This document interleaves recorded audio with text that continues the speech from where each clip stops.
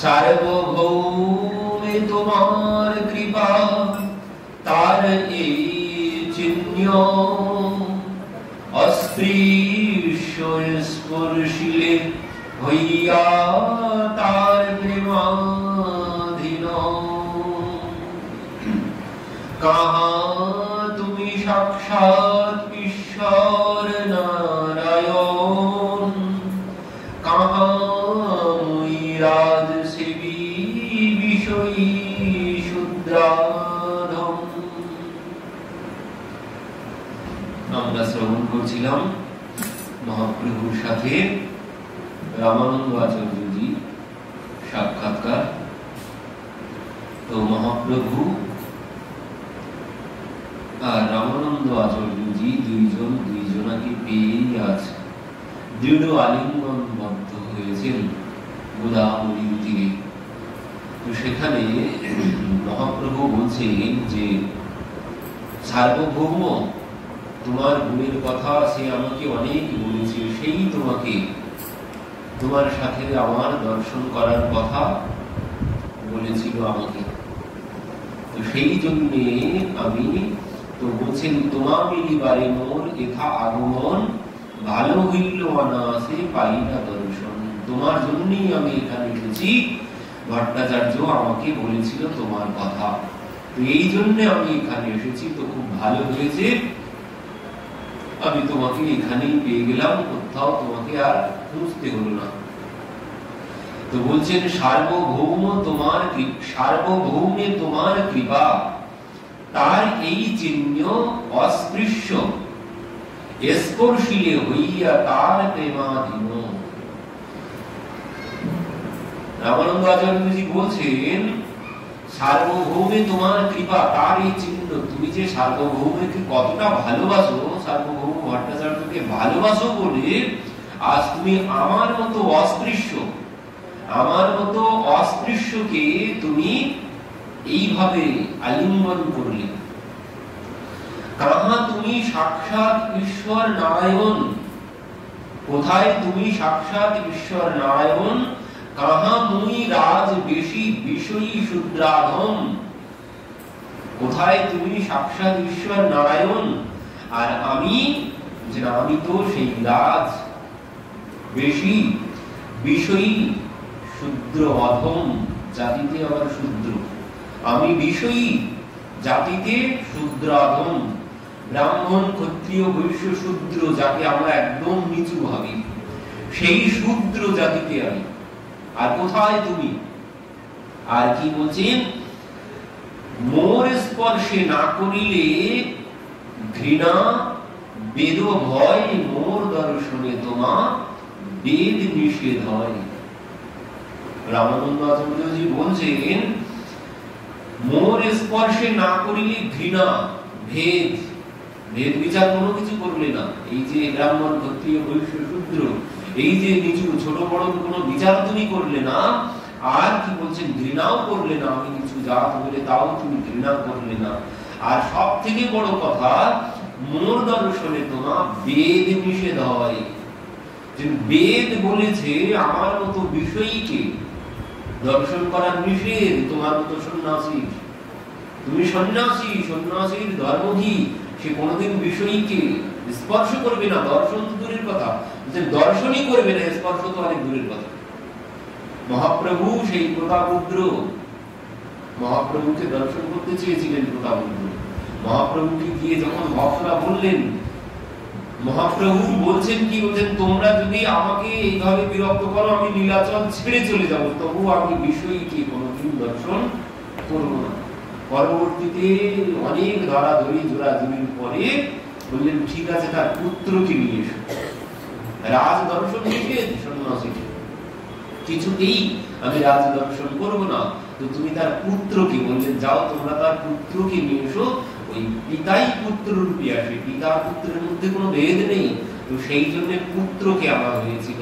পুত্রকে মহাপ্রভু তো কৃষ্ণ জ্ঞানে আলিঙ্গন করেছেন, নিজের উত্তরীয় দিয়ে দিয়েছেন। সেই মানে পুত্র যখন ফিরে গেছেন, রাজা যখন পুত্রকে গিয়ে জড়িয়ে ধরেছেন, কোন রকমে বেঁচেছিলেন, এবার তো পাগল হয়ে গেছে। মহাপ্রভু পুত্রকে আলিঙ্গন করেছেন, আর ওই প্রেম পুত্রের মধ্যে গেছে।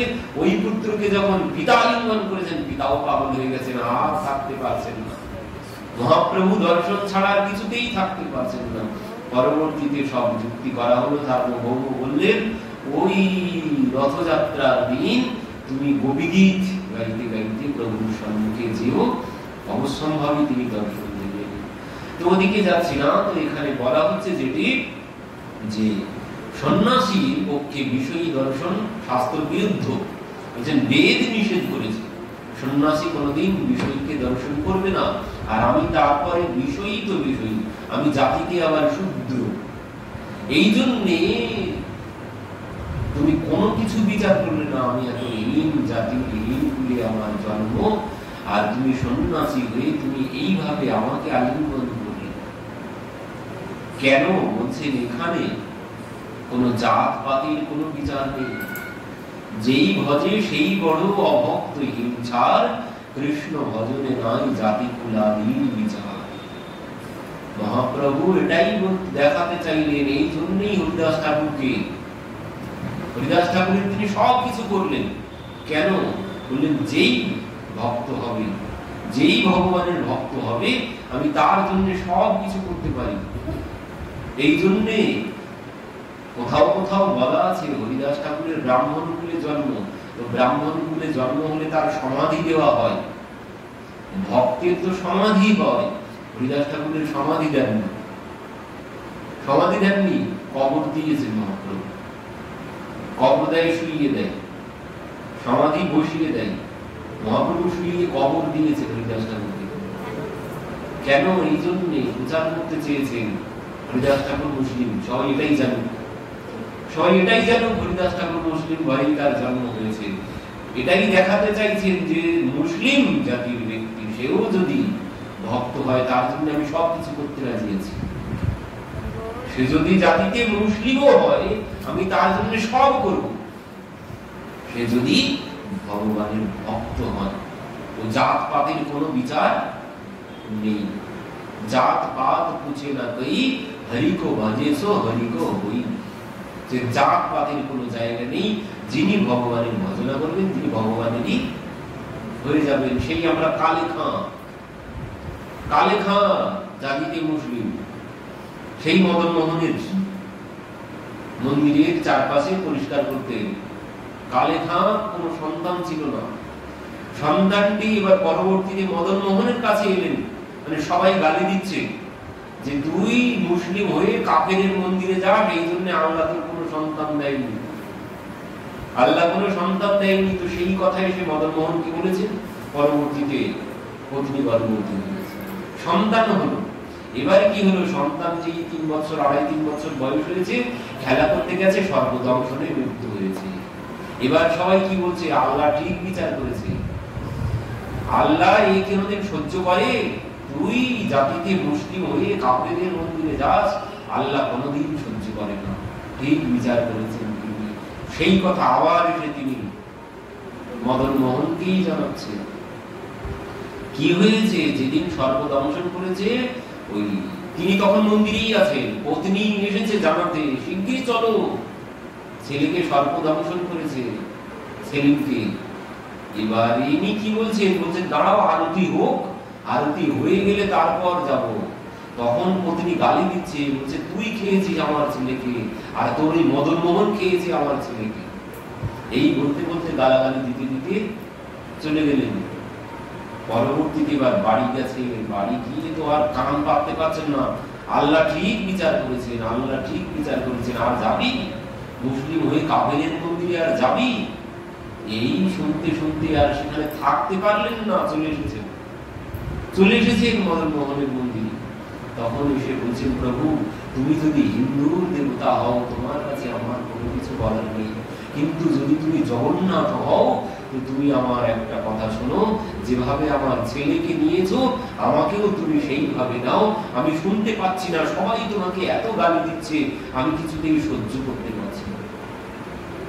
এই বলে পরবর্তীতে যখন ফিরে গেছেন বাড়িতে, বাড়িতে গিয়ে দেখছেন তো সেখানে ওই আনন্দের ঢেউ উঠেছে। কি ব্যাপার?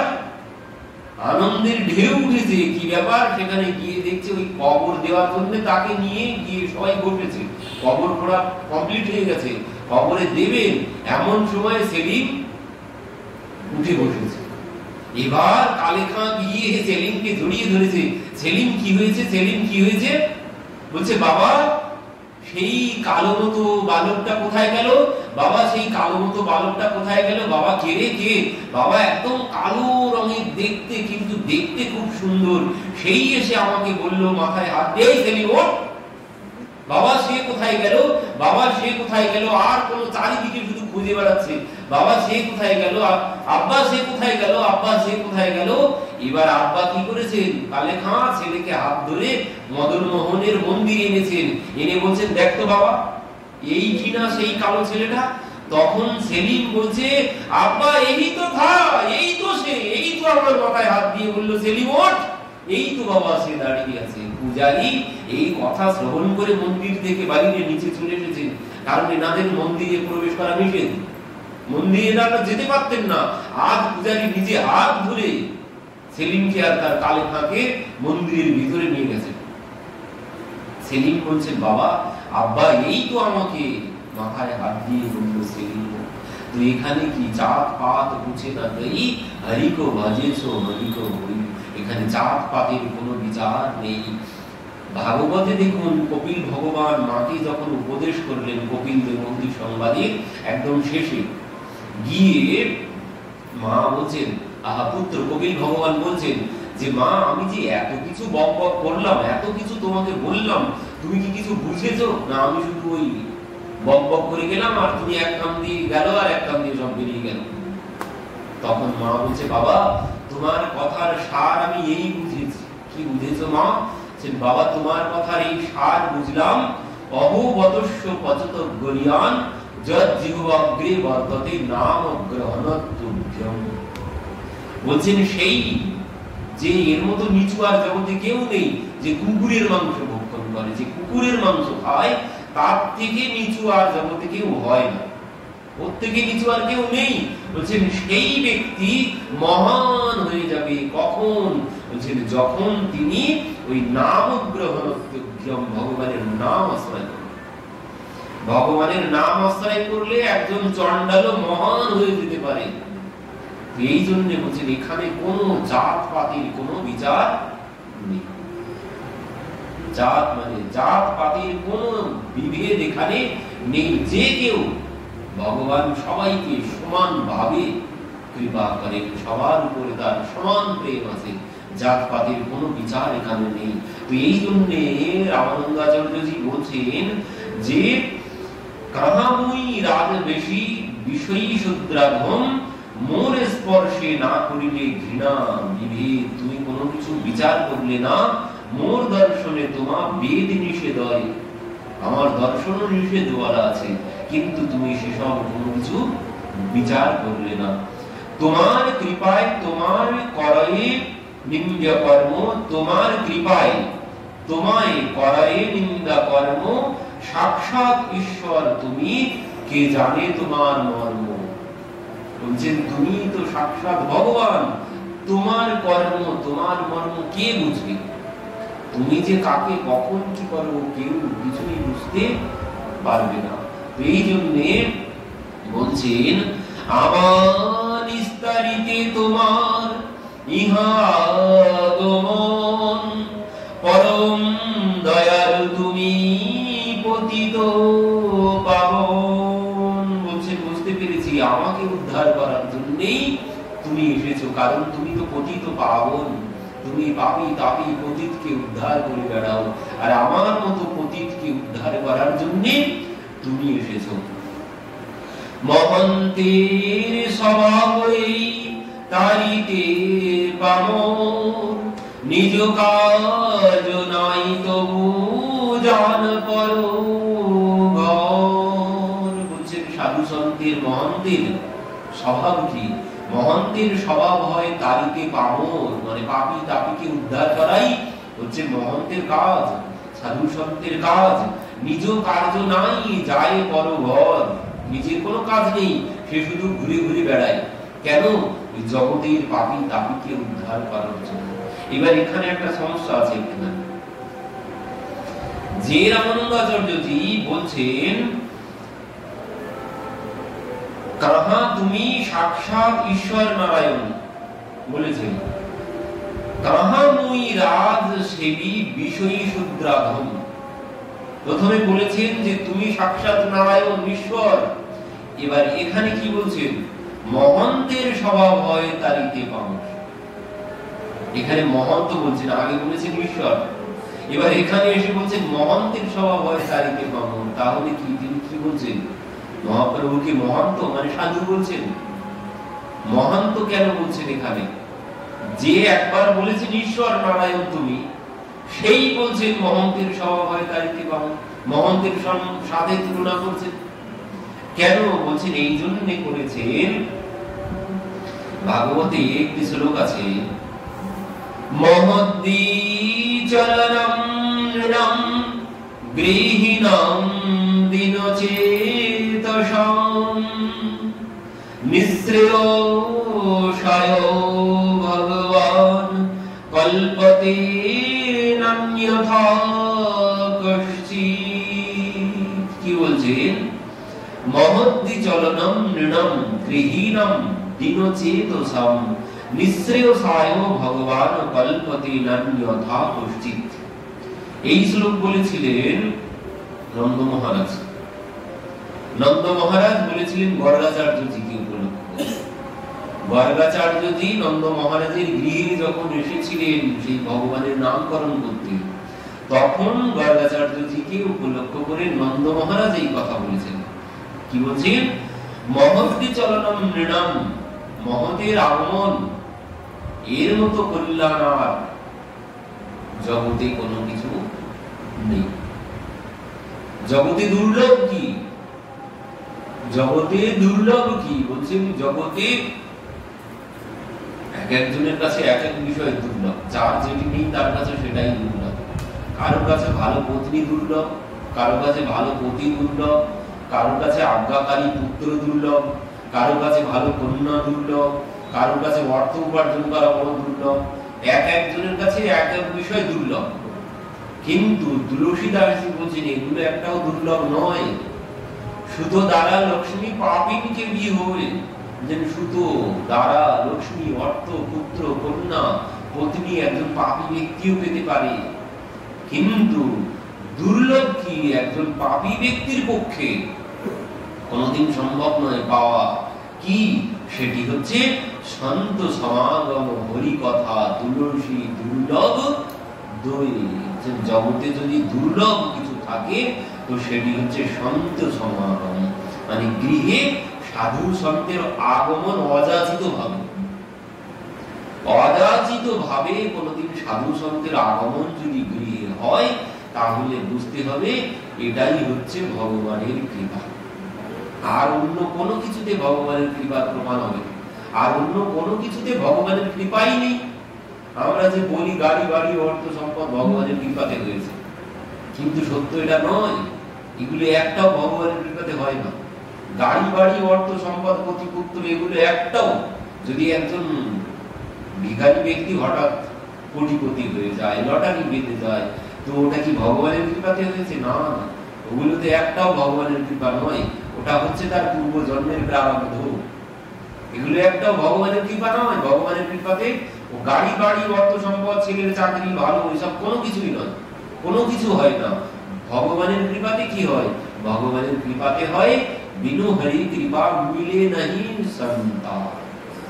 ভগবানের কৃপা ছাড়া সাধু সন্তের আগমন দর্শন সম্ভব নয়। বুঝছেন? যখন অযাচিত ভাবে সাধু সন্তের দর্শন হবে, গৃহে আগমন হবে, বলছেন তখনই জানবে এটা ভগবানের কৃপাতে হয়েছে। শাস্ত্রে কোথাও বলা নেই বিনু হরি কৃপা মিলে নাহি অর্থ সম্পদ পত্নী, কোথাও নেই। আছে এই কথা বিনু হরি কৃপা মিলে নাহি সন্তান। হরি কৃপা ছাড়া, ভগবানের কৃপা ছাড়া সাধু সন্তের দর্শন। আরেকটি কি? আরেকটি বলছেন এই হরি কথা, ভগবানের কথা শ্রবণ। এও কোনদিন একজন পাপী ব্যক্তির পক্ষে সম্ভব নয়। একজন পাপী ব্যক্তির ক্ষেত্রে এই সাধু সন্তের দর্শন, তার গৃহে সাধু সন্তের আগমন আর এই কথা শ্রবণ সম্ভব নয়। তখনই সম্ভব যখন ভগবান কৃপা করবেন, তখনই সম্ভব হবে। এই দুইটি বিষয় ছাড়া ভগবানের কৃপাতে আর অন্য কোনো কিছু হয় না।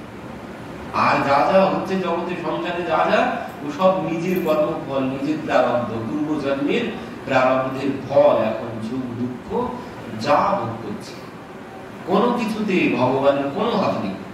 সাংসারিক বিষয়ের ক্ষেত্রে ভগবানের ওখানে কোনো হাত নেই। সংসারে যা কিছু হচ্ছে সব কিন্তু আমার নিজের কর্মফল, হতে কাউকে দায়ী করে কোনো লাভ নেই।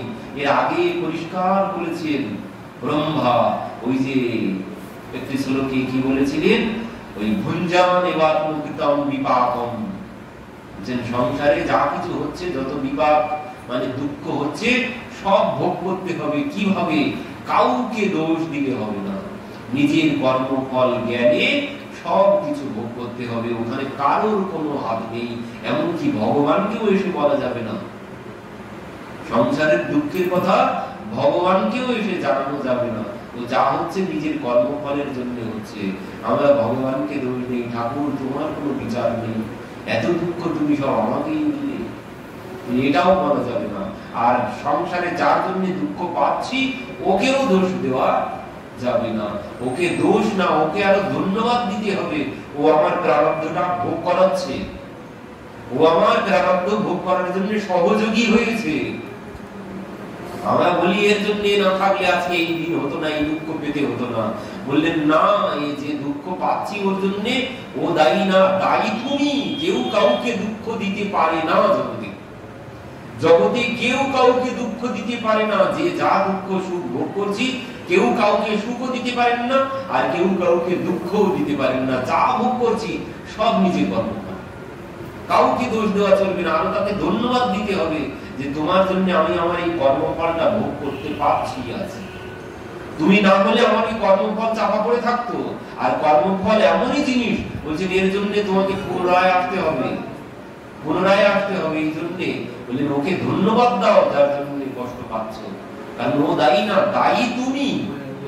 কেউ দায়ী নেই দুঃখের জন্য, তো সুখের জন্য কেউ দায়ী না, আর দুঃখের জন্য কেউ দায়ী না। সব কিছুর দায়ী আমি নিজে, আমার কর্মফল, আমার প্রারব্ধ। এই জন্য কাউকে দোষ দিতে হবে না, শুধু ভগবানের সেবা করে যেতে হবে, ভগবানের নাম করে যেতে হবে। বললেন তাহলেই সে ভক্তি লাভ করবে, সেই ভক্তির অধিকারী হবে। বললেন সেই ভক্তির অধিকারী হবে, ভক্তি লাভের অধিকারী হবে। তো এখানে বলছেন সাধু সন্তের আগমন গৃহে যদি হয় তাহলে বুঝবে। গর্গাচার্যজিকে বলছেন আপনার মতো মহন্তের আগমন ভগবানের কৃপা ছাড়া সম্ভব নয়। আর আপনাদের কাজ কি? বলছেন মহদ্দি চলনম নৃণাম গৃহীণাম দীনচেতসাম, যে আপনারা সাধু সন্তরা তারা ঘুরে ঘুরে বেড়ান কিসের জন্য? ওই দিনহীন পতিতকে, গৃহীদেরকে উদ্ধারের জন্য। গৃহী কারা? বলছেন গৃহী তারা, দীনচেতসাম, বলছেন দিন যা। এই দিন কারা? বলছেন ওই সংসারে যাদের পতি, যাদের পত্নী পুত্র কন্যা ভরণ পোষণ গাড়ি বাড়ি অর্থ সম্পদ, এই করতে করতে, এই গাড়ি বাড়ি অর্থ সম্পদ পত্নী পুত্র এদের ভরণ পোষণ করতে করতে, অর্থ উপার্জন করতে করতে যাদের আর সময়ই হয় না, যাদের সময়ই হয় না ভগবানের মন্দিরে যাওয়ার জন্য, যাদের সময় হয় না ভগবানের কথা শ্রবণের, যাদের সময় হয় না তীর্থে যাওয়ার, সেই দিন ব্যক্তি, সেই হচ্ছে দিন। যার সময় হয় না ভগবানের কাছে আসার, ভগবানের কথা শ্রবণ করার, সংসারের অর্থ উপার্জন করতে করতে, সেই দিনহীন ব্যক্তিকে, তাই সে কোটিপতিও হোক, সেই হচ্ছে দিনহীন ব্যক্তি যার ভগবানের কাছে আসার সময় নেই, সেই হচ্ছে দিনহীন ব্যক্তি। আর ওই দিনহীন ব্যক্তিদেরকে কৃপা করার জন্য আপনাদের বিচরণ, আপনারা জগতে বিচরণ করে বেড়াচ্ছেন। দর্শন করলেই লাভ হবে, দর্শন করলেই ওই ভিতরে আস্তে আস্তে কামনা বাসনা চলে যাবে, কমতে শুরু করবে। দর্শনে যায় মনের ময়লা, মনের ময়লা পরিষ্কার হবে। দর্শনে যায় মনের ময়লা, আর দর্শনে ওঠে প্রেম তরঙ্গ। দর্শন হলেই মনের ময়লা চলে যাবে। ভাগবতে আছে না, দর্শন কি বলছেন, সাধুর গায়ের বাতাস যদি অঙ্গে লাগে তাতেও পরিবর্তন হবে। পিঙ্গলা বেশ্যা, পিঙ্গলা বেশ্যা বসে আছে দূরে গাছ তলায়, সে বসে আছে এক জায়গায়, দত্তাত্রেয় ঋষি এক জায়গায় বসে আছে। তো এই ঋষির গায়ের বাতাস গিয়ে ওর গায়ে গিয়ে লেগেছে। অনেক দূরে বসে আছে, ঋষির গায়ের বাতাস তার গায়ে গিয়ে লেগেছে। আর যেই বাতাস লেগেছে সঙ্গে সঙ্গে এবার অনুতপ্ত হচ্ছে, হায় হায় আমি এখানে কি জন্য বসে আছি, আমার মতো পাপী আর জগতে নেই। সে এবার নিজেকে নিজেই ধিক্কার দিতে শুরু করেছে। কেন? ওই যে সাধু শব্দের বাতাস তার গায়ে লেগে মন পরিবর্তন হয়েছে, মানে মনের ময়লা কামনা বাসনা কমতে শুরু করেছে। এই জন্য ওই যেখানে সাধু শব্দের সমাগম হয় সেখানে যেতে হয়, সাধু রঙের বাতাস লাগলেও উপকার হয়। এই জন্য বলছেন যে আপনারা বিচরণ করে বেড়ান। কেন? এই যে জগতের দিনহীন, যাদের সময় নেই ভগবানের কাছে যাওয়ার, ভগবানের কথা শ্রবণের, যারা সংসারের বিষয়ের মধ্যে ডুবে আছে, আপনারা তাদেরকে কল্যাণের জন্য সাধু সন্ত বিচারণ করে থাকেন জগতে। আরো কি বলছেন, নিঃশ্রেষয় ভগবান কল্পতে নাম্যথা কশ্চিৎ। তো বলছেন এই যে সংসারী ব্যক্তিদেরকে, মানে এই দিন ব্যক্তিদেরকে কৃপা করার জন্য সাধু সন্ত ভ্রমণ করে থাকেন জগতে। ঠিক এবার কি বলছেন, এই যে যাদেরকে দিন বলেছে সংসারী ব্যক্তিকে, কাদেরকে দিন বলেছে? যাদের মানে সময় নেই ভগবানের কাছে যাওয়ার, ভগবানের কথা শ্রবণ করার, তাদের কোনো সময় নেই। কিন্তু আবার শাস্ত্রে এও বলেছে ওই যে সংসার আশ্রম, মানে সংসার আশ্রম, ব্রহ্মচর্য, গারস্থ, বানপ্রস্থ আর সন্ন্যাস, এই যে চার আশ্রম, চার আশ্রমের মধ্যে সংসার আশ্রম সেটি হচ্ছে ওই গারস্থ আশ্রম। গারস্থ আশ্রমকেই আবার শ্রেষ্ঠ বলেছে, সংসারকেই আবার শ্রেষ্ঠ বলেছে। হয়তো সংসারীকে দিন বলেছেন এখানে, কিন্তু আবার এও বলেছেন যে ওই গারস্থ আশ্রমই শ্রেষ্ঠ, সংসারই হচ্ছে সর্বশ্রেষ্ঠ। কেন সর্বশ্রেষ্ঠ? বলছেন ওই গারস্থ, বানপ্রস্থ আর সন্ন্যাস, এই যে চার আশ্রমের মধ্যে গারস্থ মানে সংসারী ব্যক্তি, এই সংসারী ব্যক্তির উপরে নির্ভরশীল ওই তিন আশ্রম। ওই তিন আশ্রম কিন্তু এই সংসারী ব্যক্তির উপরেই নির্ভরশীল, যিনি দিন রাত অর্থের পিছনে ছুটে বেড়াচ্ছেন, এর উপরেই কিন্তু এই তিন আশ্রম চলছে। এই সন্ন্যাসী বলছেন যে ওই সারাদিন ভিক্ষা করে বেড়ায়, যার কোনো কিছু নেই, যার ভিক্ষায় যার পেট চলে, ভিক্ষায় যার পেট চলে। তো একজন সংসারী ব্যক্তি যদি ভিক্ষা না দেয়, তো সন্ন্যাসীটা কি করে চলবে? সন্ন্যাসী তো এই জন্য বলছেন ওই সংসারী ব্যক্তি শ্রেষ্ঠ, ওই গারস্থ আশ্রমে যিনি আছেন তিনি শ্রেষ্ঠ। ওনার উপরেই এই তিন আশ্রম নির্ভর করে আছে, উনি না থাকলে মঠ মন্দির হতো না, ওই সংসারী ব্যক্তি না থাকলে মঠ মন্দির হতো না। একজন সন্ন্যাসী সর্বত্যাগী ব্যক্তি, সে কি করে একটা মঠ মন্দির বানাবে? সম্ভব? কোনোদিন সম্ভব নয়। সম্ভব তখনই ওই সংসারী ব্যক্তি যখন দান করবে, তখন এই মঠ মন্দির তৈরি হবে। এই জন্য বলছেন যে ওই সংসার ব্যক্তি মানে গারস্থ আশ্রমই শ্রেষ্ঠ। সংসার ধর্ম বলি না বড় ধর্ম, কিন্তু আমরা তো সংসারটাই ধরে রেখেছি, ধর্মটা বাদ দিয়েছি। যে কখন শ্রেষ্ঠ হবে? গারস্থ আশ্রম শ্রেষ্ঠ তো বটেই, তবে সর্বক্ষেত্রে শ্রেষ্ঠ নয়। শ্রেষ্ঠ অবশ্যম্ভাবী, শ্রেষ্ঠ তখন হবে কখন? বলছেন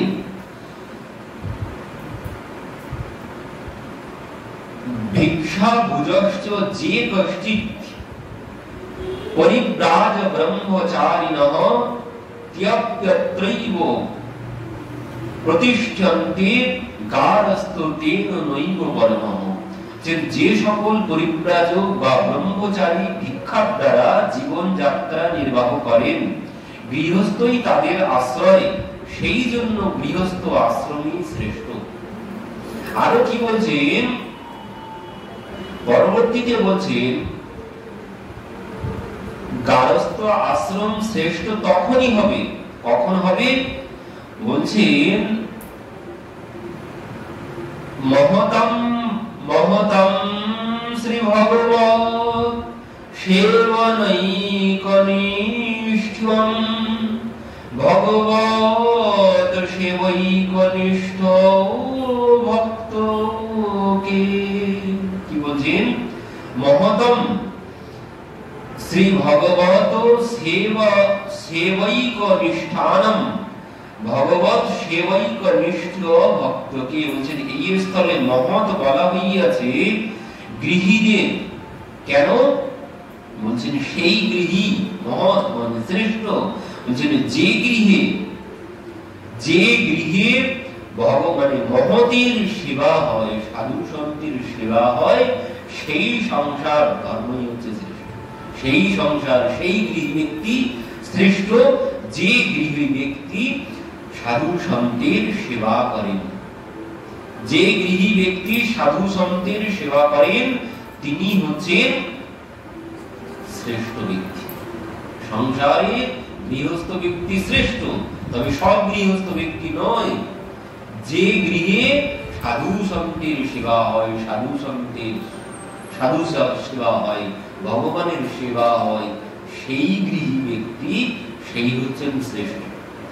কারণ আর তিন আশ্রম, তিন বর্ণ এর উপরেই নির্ভরশীল। তিন আশ্রমের সবাই এই গৃহস্থ আশ্রমের উপরেই নির্ভরশীল।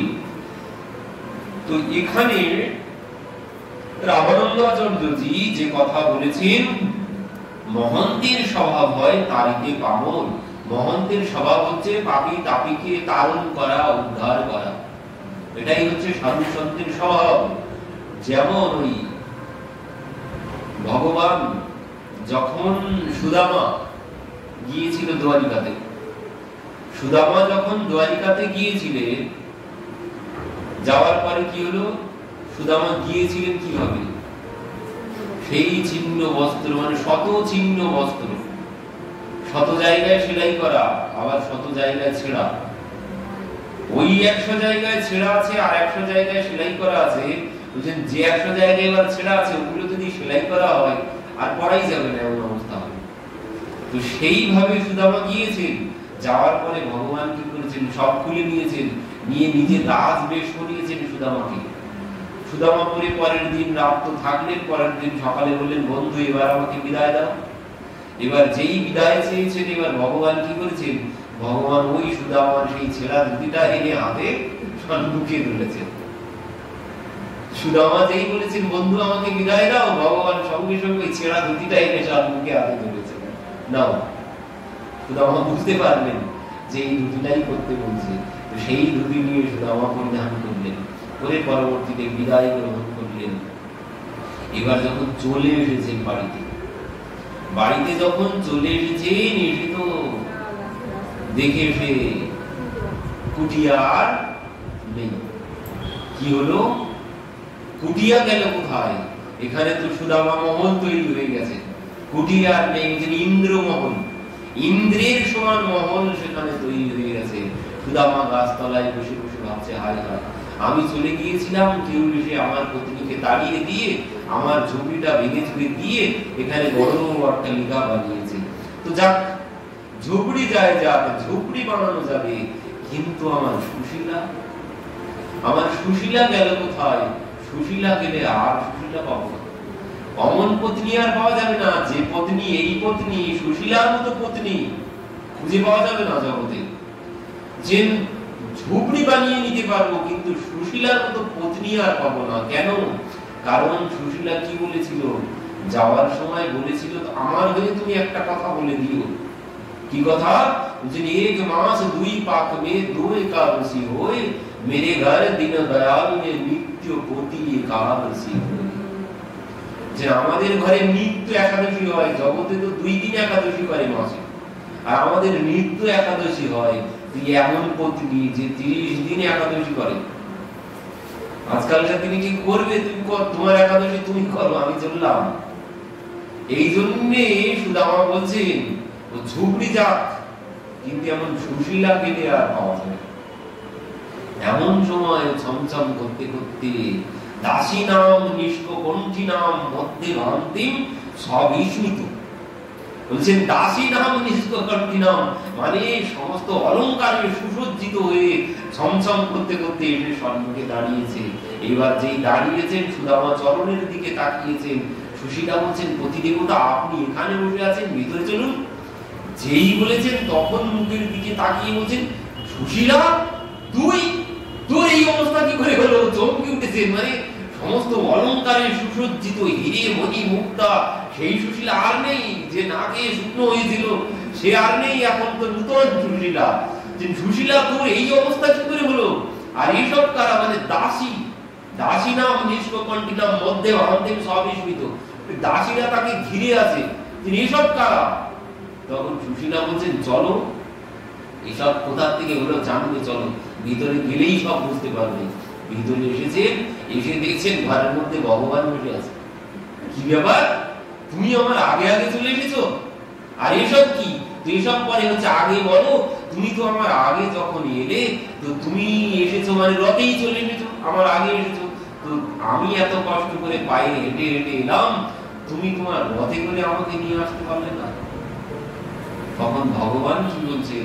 ভগবান বলছেন সুদামা বন্ধু, আমি তোমাকে রথে নিয়ে আসবো ভেবেছিলাম, কিন্তু যেই ভেবেছি তখন এই ধরিত্রী বসুমাতা আমাকে কি বললো জানো? বলছেন দেখো তুমি যদি সুদামাকে নিয়ে চলে যাও রথে করে, আমি তার চরণ ধুলি চরণের স্পর্শ পাবো না, আমি তার চরণের স্পর্শ পাবো না, তো তুমি আমাকে এই সৌভাগ্য থেকে বঞ্চিত করো না। এই জন্য আমি তোমাকে আমার রথে করে নিয়ে আসতে পারলাম না। কি জন্য এখানে বলছেন দেখুন, যখন প্রতাপরুদ্র জামনে গেছেন, মহাপ্রভু চলে গেছেন দক্ষিণ ভারতে, তখন